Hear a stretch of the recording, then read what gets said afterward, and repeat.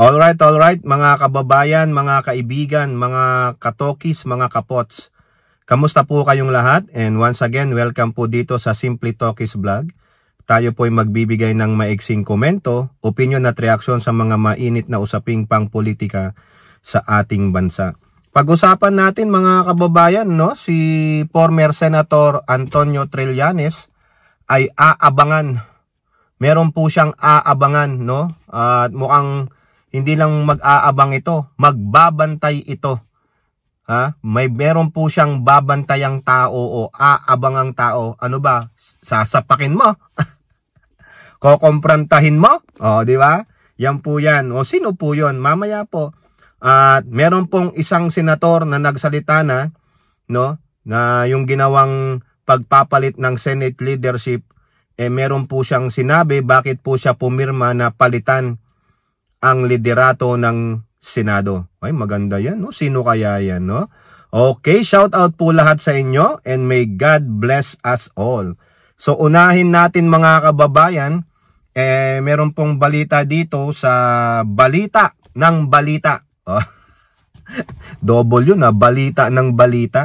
Okay, sabi po dito, Trillanes aabangan si Magalong bilang special advisor ng Independent Commission. Yun naman pala. Si Magalong, aabangan niya, no? Babantayan niya po si Magalong kung ano ang magiging aksyon nito na itinalaga bilang isang advisor at investigador dito po sa bagong gawang commission na Independent Commission.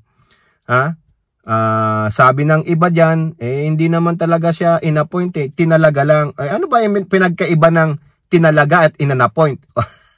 Wag na kayong magpaikot-ikot. Wag na kayong magdepensa. Sabihin nyo na lang, iris wariris.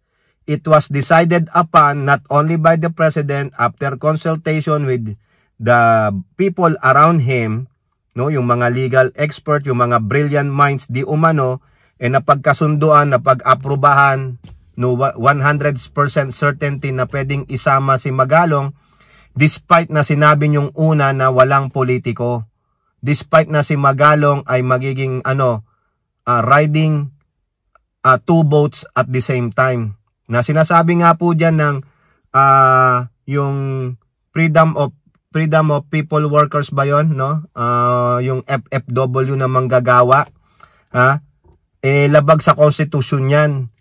Kasi sabi sa konstitusyon, kung mayor ka, kung presidente ka, presidente ka. Bawal po yung mayor ka tapos may trabaho ka, cabinet member ka din. Ganon? Mayor ka tapos member ka ng ASEC ka, USEC ka, o di kaya isa kang justice. Hindi pwede. Oo. Paano ka makakapag-concentrate sa isang mong trabaho kumbaga nagdo-double job ka, nagpa-part-time job ka, ganun ba? At higit sa lahat, bakit si Magalong ginawa niyong advisor, politiko yan? May bias na yan, 'di ba? Sabi niyo magaling namang investigador yan kasi sa mama sa pano. Hindi pa rin, iba po yung lagay noon. Isa po siyang pulis noon. Isa lang ang trabaho niya noon, investigador siya diyan sa pulis.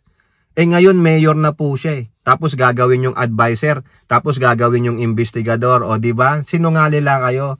Bawal ang politika, politiko, sinungaling pa rin kayo.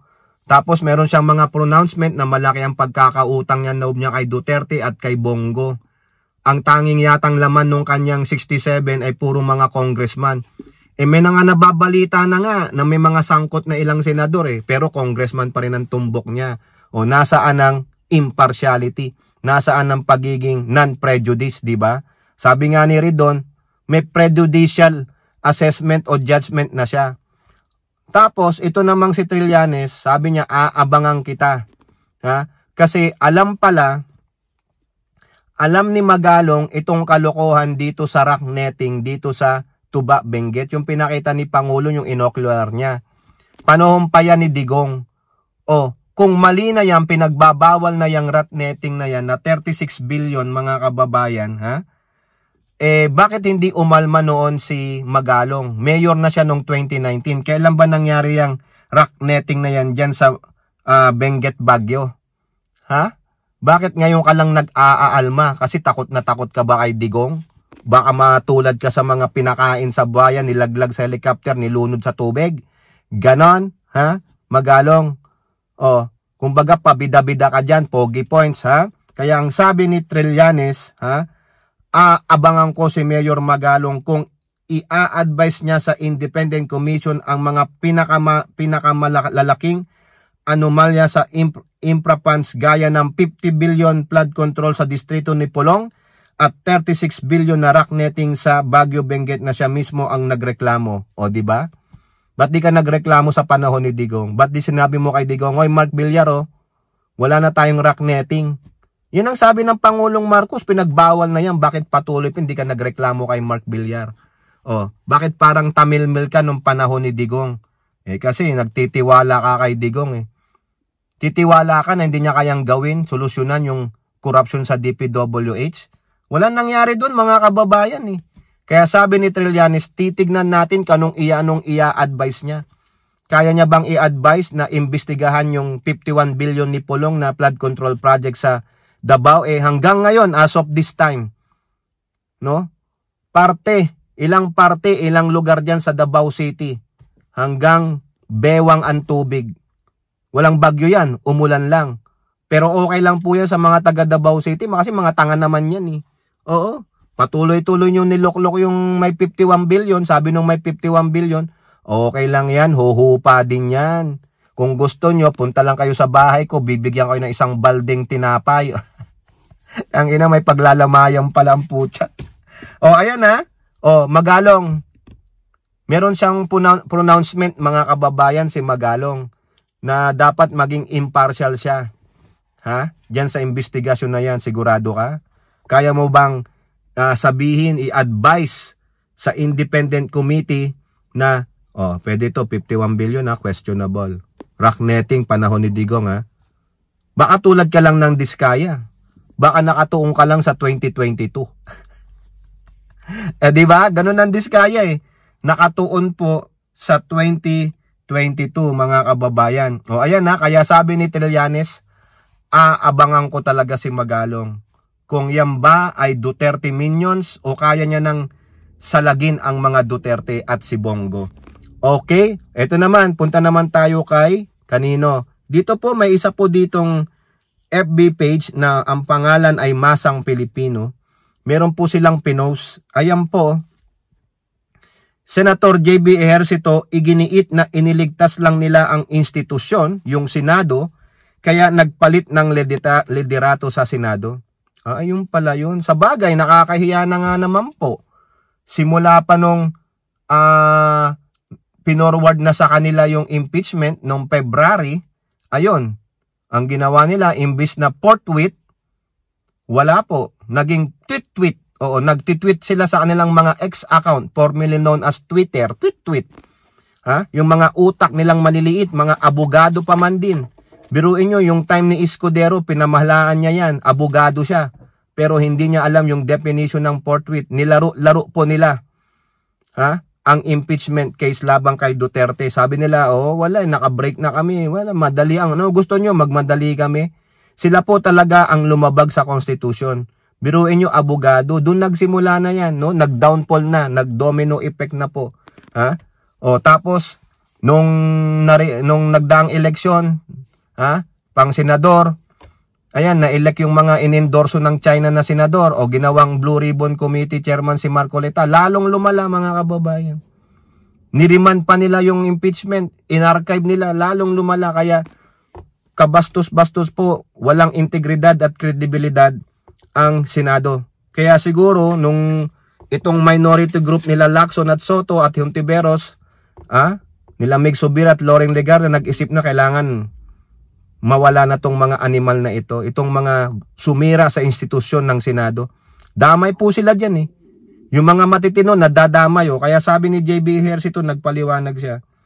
Iginiit na iniligtas lang nila ang institusyon kaya nagpalit ng liderato. Ito pa sabi niya, aniya siguro nasobrahan na ang siraan sa parehong kapulungan at naaapektuhan na mismo ang mga institusyon. Sa tingin ko, ang isyong ibinato kina Escudero at Joel ay bahagi lamang ng demolition job. Ngunit dahil napaapekto na ang mismong Senado, kailangan na nating iligtas ang institusyon. Sa aking opinion, hindi po demolition job yan. Sa dalawang yan. Ha? Talagang ano yan, may kakutsabahan. Nag-iimbestiga naman na po ang COMELEC tungkol sa mga donations umano sa mga ito during their campaign period sa 2022 noon. Ha? Muang lalabag po sila sa Omnibus Election Code Section 95. Okay? So yan po, no? Yun po yung isang sa paliwanag. Bakit nagpalit ng liderato? To save the institution of Senate from deeper embarrassment, from losing its total credibility and integrity. Wala po kasi biruin nyo, maski na isurvey nyo ngayon, talagang baka mag-negative pa yan. Baka pupunta na yan sa Marianas Trench. Yung Marianas Trench, yung deepest abyss, na napakalalim po niyan, nandyan po yan sa atin, no? Kasama rin dyan yung, basta nandyan yan, sa Pacific. Okay, baka doon pupunta yan, o kaya pupunta na lang yan doon sa Taal Lake, lulubog na lang yung kanilang kredibilidad. Wala po talaga, bagsak na bagsak, di ba? At least itong si JB Harris ito, nakita niya, nakakahiya tayo. Tayo na dadadamay dito, wala naman tayong kinalaman eh. So ang maganda, di baling mag-break away kami sa mga to, sa mga Duterte Black, no? Kailangan magpalit. Iris what iris, no? Ika nga bahala na. Pero tama lang na itama natin ang mali. Mga abogado pa man din ang namuno, pero mga abogago at sinungaling. Okay, o kayo po, ano pong inyong masasabi? Comment down below and don't forget to like and share. Hope to see you on next videos. Bye-bye. God bless.